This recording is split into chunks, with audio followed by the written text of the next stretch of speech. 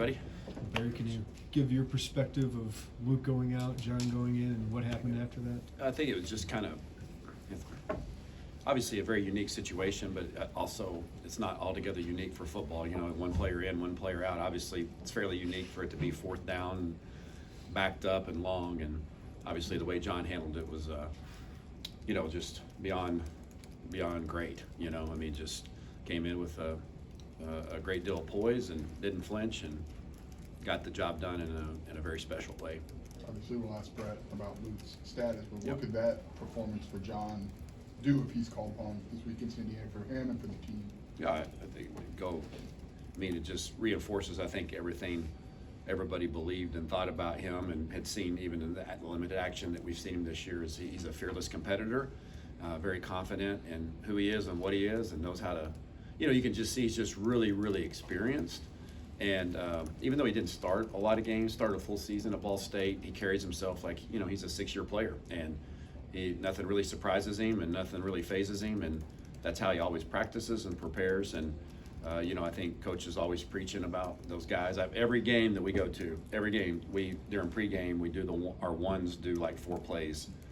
The last thing we do, like on the field, 4 plays, and the twos come up and do their 4 plays. And every single game, John grabs those guys before we run the plays. These guys have, listen, we're all 1 play away from being called into this game. Be ready. And that's just a mentality that he goes by, and I think our whole team and organization believes in John Paddock. I know they do. Coach, how does it impact game planning and play calling when you have obviously a very limited number of running backs available to you? Yeah, last week was kind of unique in that regard.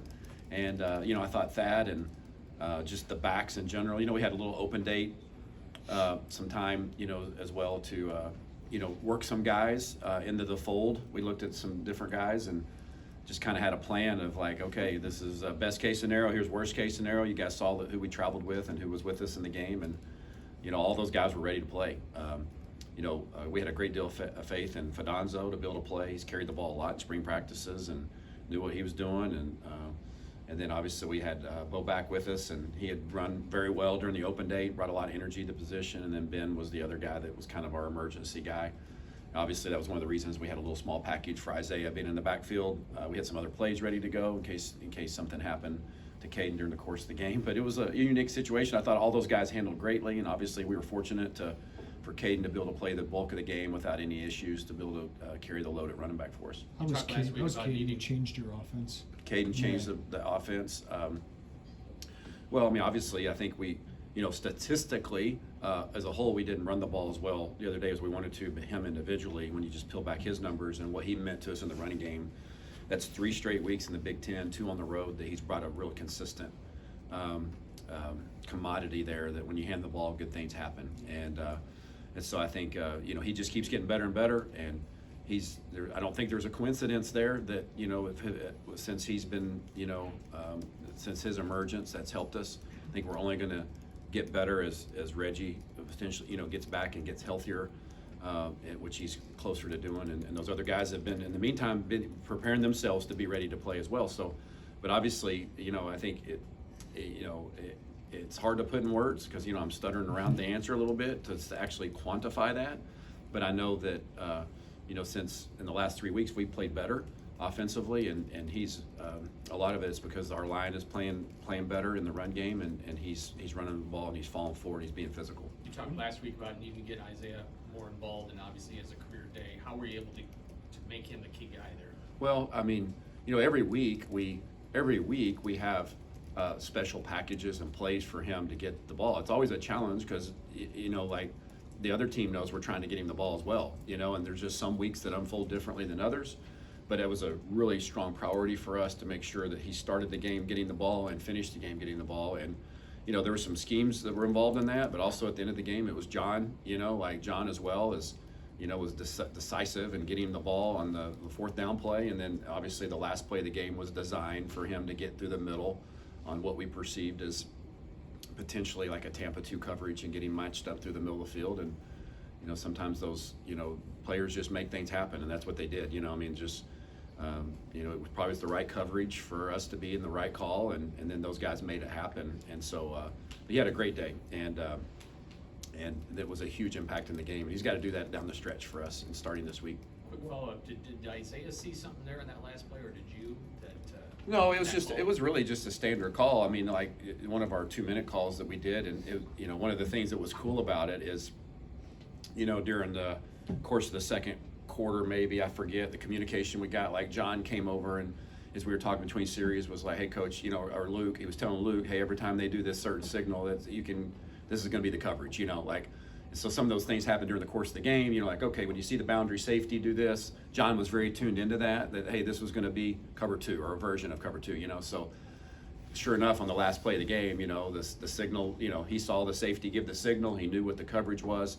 Isaiah's going in motion, he actually, you know, takes his mouthpiece out on the motion and tells John, hey, I'm blowing through the middle here, and they were on the same page, and John slid away. I mean, it was just a beautifully executed play. It's just a normal play, you know, a normal 2-minute play that had options for us to attack whatever the quadrants of the field were, and those guys got it done. So it's pretty cool to see them, that intricate communication. Very obviously, your first round. Sorry. Sorry. When you're able to kind of finish the game off that way offensively, how much you try to rally around that the last 3 weeks? You know, I think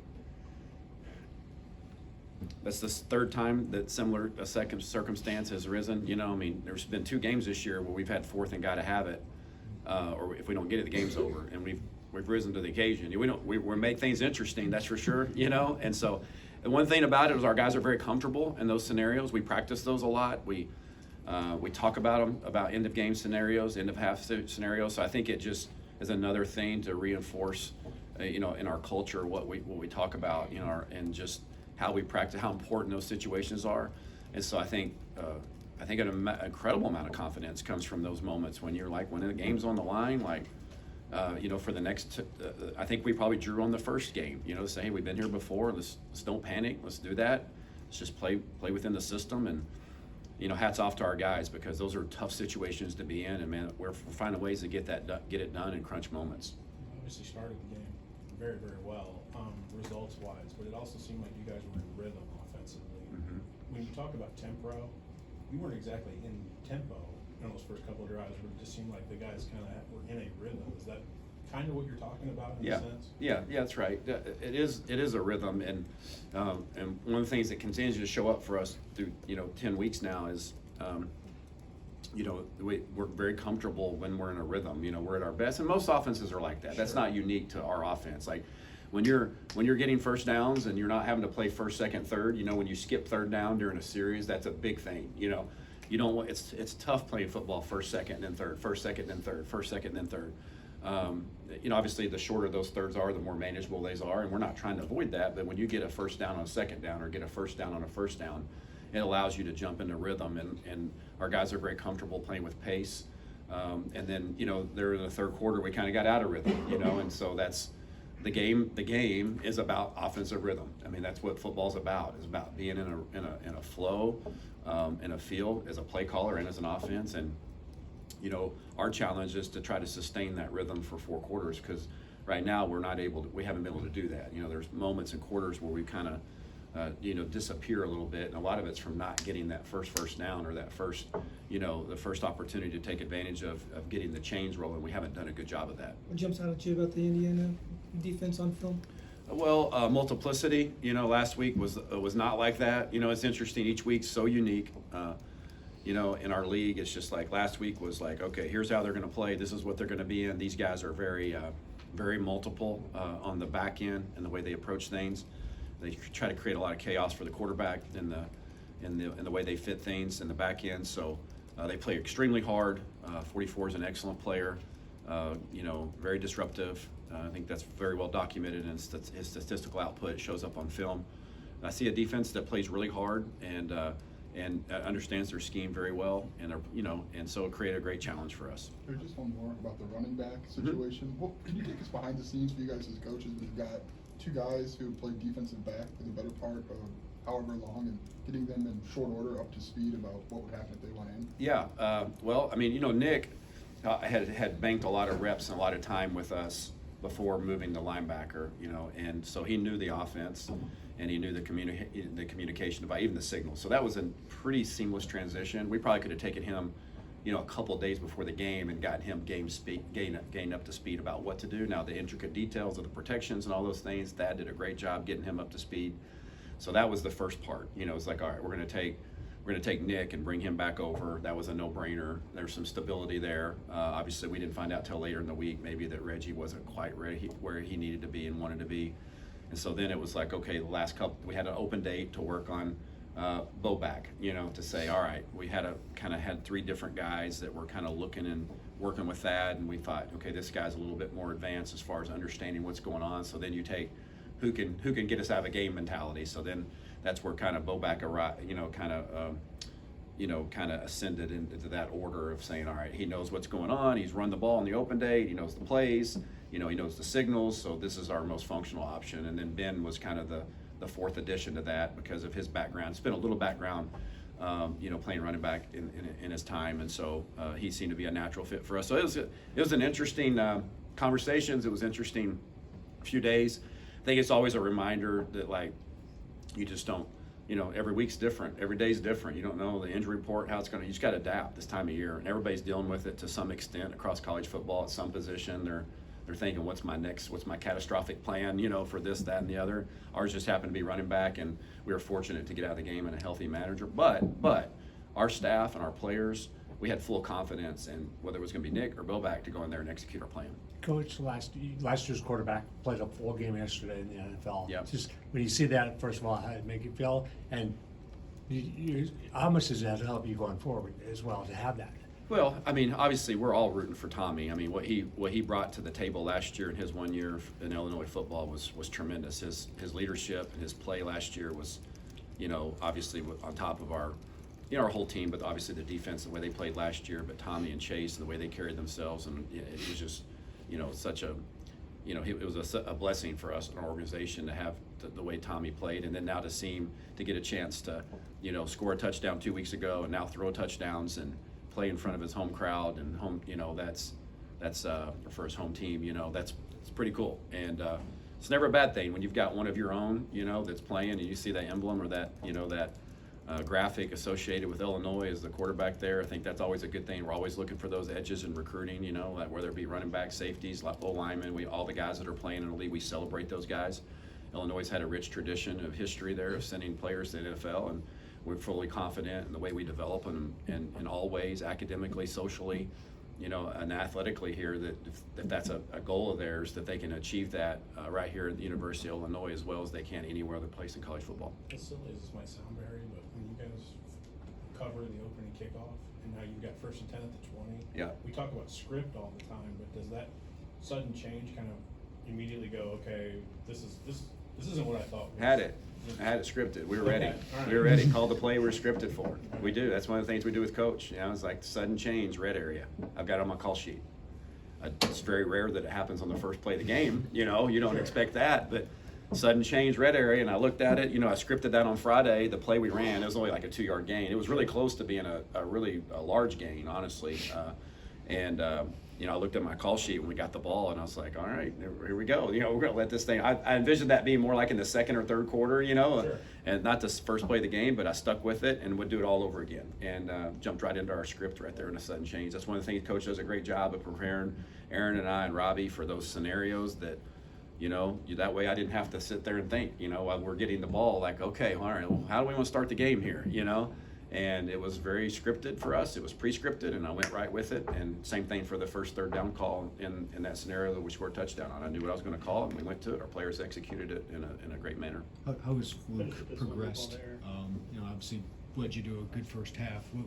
How has he progressed in the last? I'm sorry? How has Luke progressed in the last few weeks? Well, I think obviously his first half was really good.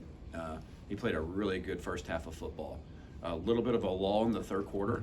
And, I think I had some things to do with that as well. Like we talk about that rhythm, and that we never really grabbed that rhythm except that one series in the third quarter because we're not getting the first down. That's such a critical component.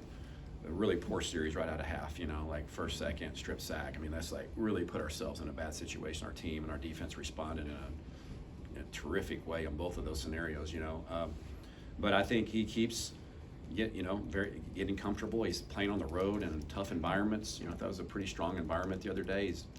I've been really pleased with the way he has progressed. Do I want more from him? Absolutely. It's my job and our job to push him to reach his full potential on a consistent basis. And but he has given us everything he's got. He's really into it, and I really like where he's progressed. You know, I mean, you just look back from the Penn State game on. I think he's played pretty well for us. Hasn't played perfectly, but none of us have. None of us called it perfectly. That's part of football. I've talked about that all the time. You know, you're going to make mistakes, but I think he's kind of mitigated some of those and is distributing the ball very well. And you know, it's tough. Your first pass of the game the other day was a 3rd and 6 on the road on the goal line, and he threw an absolute strike to Tip, and Tip made a great catch. I mean, that's your. I guess it was a second pass because he threw a little smoke to Pat in the boundary. You know. But I've been pleased with the way he's played, and obviously he's going to have to play well again for us to win these Big Ten. Your quarterback has to play well to win Big Ten games, college football, in any college football. But in this division, you got to be spot on at quarterback. Your defenses make you earn everything that you get, and we'll have to play well again this week. Thanks, guys. Thanks, everybody.